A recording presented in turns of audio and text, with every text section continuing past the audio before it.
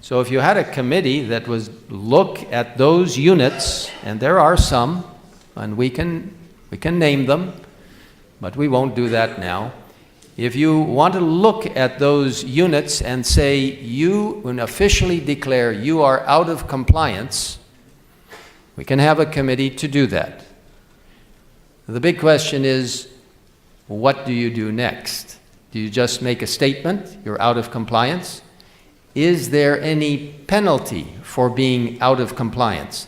Well, the working policy is quite clear about what we call perhaps the nuclear or the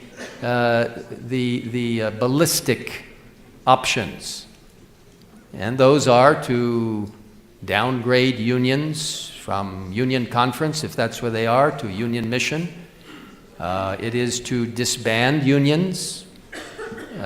We have not chosen to do that. That would be an extremely comprehensive and difficult thing. I mean, let's just be open and very, very open with ourselves. That would take enormous amount of time and effort, and that would be even much greater effort taken away from mission than what is even being suggested.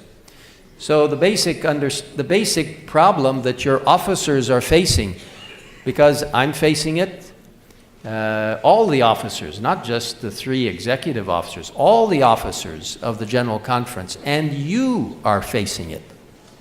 What do you do when an organization is so out of compliance with what has been indicated?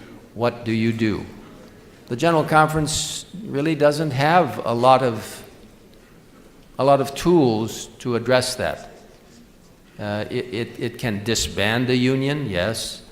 It can't go and remove officers.